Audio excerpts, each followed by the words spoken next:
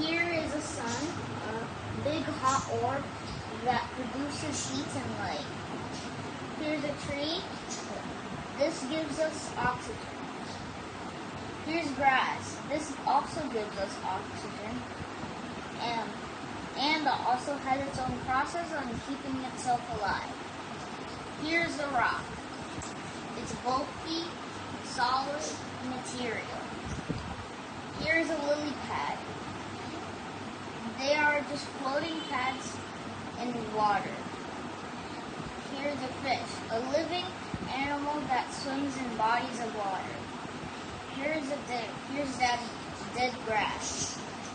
This is grass that is mostly dead. It hasn't been fed its natural resources. And that's all.